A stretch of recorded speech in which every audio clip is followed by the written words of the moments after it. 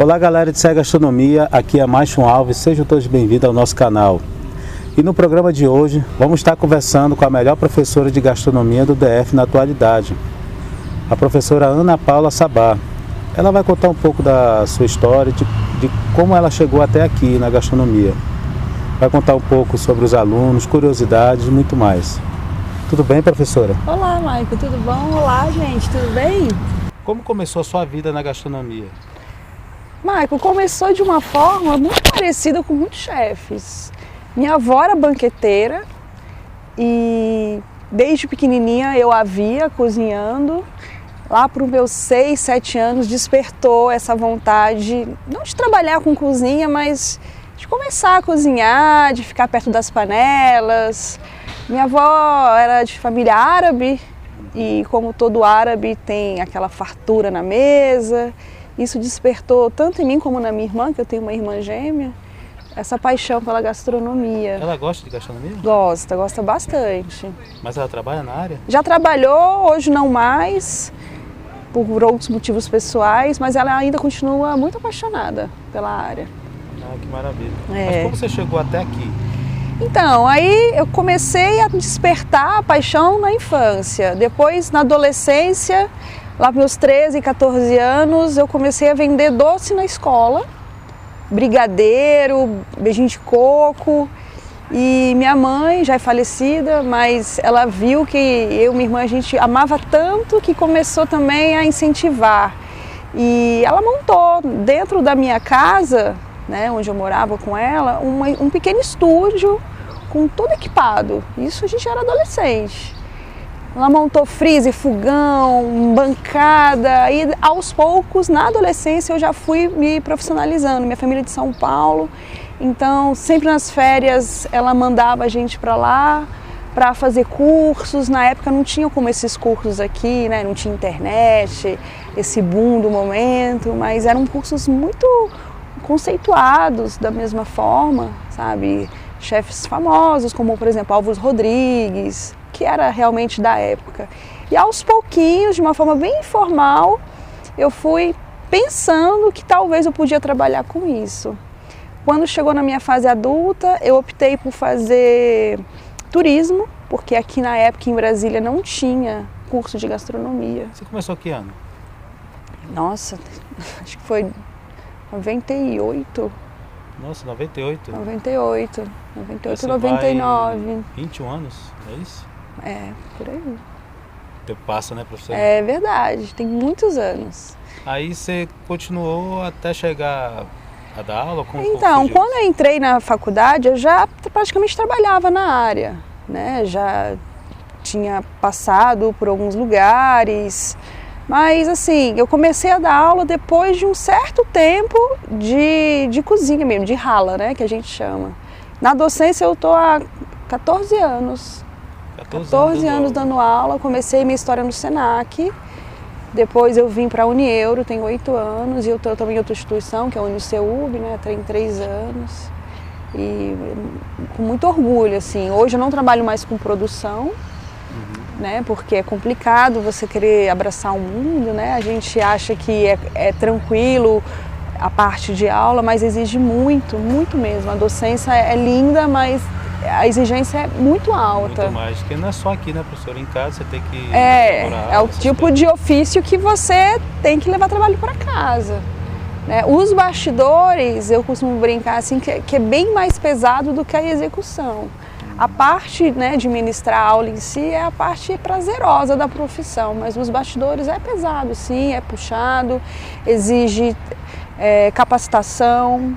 As pessoas imaginam que dar aula é simples, ninguém dá aula, a gente constrói aulas com o aluno, tem todo um suporte pedagógico por trás que necessita estudar, se aprofundar, sabe, para ser um profissional completo, não somente aquela pessoa que saiba passar as técnicas, mas principalmente que tenha uma vivência pedagógica por trás. Em que sentido? Que ferramenta que eu possa auxiliar o aluno à aprendizagem, que métodos de didática eu posso utilizar para que os meus alunos consigam entender aquilo que eu queira passar. parte ética também é fundamental, postura, então é um conjunto de fatores, né? São as competências, né, para formar esse profissional para o mundo do trabalho. Uma análise dos alunos de gastronomia de hoje em relação ao início da sua carreira. Quando eu comecei era tudo diferente, né? Eu já tinha comentado isso também com você, Michael. Naquela época não existia essa internet, essa globalização tão rápida sobre os pratos.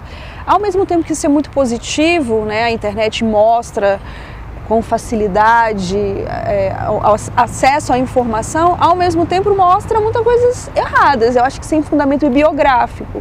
Então hoje o que eu observo, a principal análise é essa ansiedade em querer fazer algo imediatista, sem se preocupar com as técnicas clássicas, estudadas, que tem história. Então, por exemplo, a cozinha clássica, dependendo do molho, demora a ser feito. Claro que existe crítica em relação a isso, porque tem os molhos contemporâneos, que você meio que contradiz o excesso da cocção dos preparos, mas essa análise é importante, né? Eu sempre falo assim para os meus alunos, a gente consegue fazer algo com qualidade, sem precisar ficar pegando produtos prontos, essas sopa de cebola pronta, caldo quinó, entendeu? Porque hoje o mercado oferece, né? Facilidade, né? A facilidade, mas o sabor, e principalmente em relação à saúde, cai bastante. E na época que eu comecei, tinha, obviamente, sazon, tinha tudo isso, mas não com tanta facilidade como tem hoje, sabe? Então, essa é uma do perfil, né, do cozinheiro, é essa questão que eu comentei com você. Além disso, eu vejo uma glamorização extrema sobre o curso de gastronomia por conta desses masterchefs que a gente vê. E quando eu comecei também, não tinha isso. Então, essa postura... Não era tão popularizado. Não era tão popularizado. Alguns programas de reality show não mostram a realidade de uma cozinha. Verdade. E muita gente acha que cozinhar é somente glamour. Tá enganado. Claro que tem glamour embutido nisso, mas é muito além disso, né? Muito mais bastidores do que Muito mais. É uma profissão séria como qualquer outra, exige muito investimento, muitas horas em pé, é desgastante, mas tem muito mais coisas positivas do que negativas, mas a gente não pode deixar de citá-las, porque como qualquer trabalho, terá um lado de reflexão. O nosso lado de reflexão é esse, sabe? É uma área ainda marginalizada no sentido financeiro, né? Isso já vem da década de 30, 40, porque antigamente essas pessoas que iam para a cozinha eram pessoas que não tinham, vamos dizer assim, expertise em outras áreas. Isso já tem documentado em bibliografias de várias pessoas, tá, pessoal? E aos poucos a vida do cozinheiro foi ganhando vida no Brasil. Por isso que a gente vê uma diferença muito grande de alguns países para cá. Vou dar um exemplo, Europa, Estados Unidos, Canadá. Pessoas que trabalham na cozinha é o mesmo patamar, às vezes até financeiro, de um dentista, de um professor, sabe? E aqui ainda é um pouco desvalorizado nesse sentido, como se a mão de obra, pessoas que trabalham, né, com essa questão, principalmente de serviços, fosse, assim, não valeria a pena, né, pagar tão bem, o que é uma grande mentira. Mas aí vem a pergunta que eu vou te fazer, até um pouquinho da resposta que você deu agora. Por que a nossa profissão ainda não é valorizada? Porque é uma questão de cultura mesmo, eu acredito, cultural. Então, nós profissionais temos que, aos poucos, mudar essa cultura? Já era para ter mudado, né?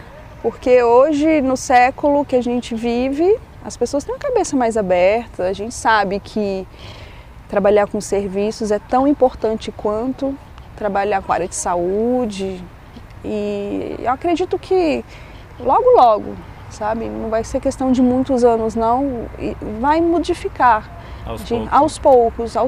O que mais enriquece o conhecimento do aluno na gastronomia? Eu acho que é a riqueza de informação. Ninguém sabe tudo, nenhum livro é completo, nenhum curso é perfeito. O que vai buscar a formação ideal é muito além do livro, muito além do professor. primeiro é a questão da conduta ética desse profissional, como ele vai se portar lá fora, se ele não vai puxar o tapete de ninguém, porque todo mundo tem espaço, é um trabalho de equipe constante, né? E é isso, a pessoa consegue chegar aonde ela quiser, né? Hoje em dia, com esse excesso de informação, ela consegue fazer agora, eu vou fazer uma massa folhada, nunca fez na vida. Só de YouTube tem 300 milhões de acessos. E ela vai comprar, hoje você, em Brasília inclusive, tem muita facilidade para comprar alguns ingredientes, até uns anos atrás era terrível, você ia ao mercado, não tinha nem creme de leite fresco, você falou assim, meu Deus, pobreza. E hoje já não é assim, tudo bem que você paga caro, mas você tem acesso, sabe? E aos pouquinhos a gente vai ganhando nome, vai ganhando conceito no mercado, que é uma profissão tão valorizada, deveria ser, né? Como qualquer outra, né? E a gente vai ganhando espaço também para brilhar. O lado bom de ser professor e o lado ruim? Bom, para mim, o melhor lado de ser docente é vamos dizer assim, não chega a ser recompensa, mas é uma forma de... Quando eu vejo um aluno que se formou professor, vejo um aluno como chefe de cozinha, como cozinheiro também, né, sem desmerecer. Então, a gente, né, nós docentes temos essa questão da motivação mesmo, de ver que conseguimos colocar alguém no mundo do trabalho.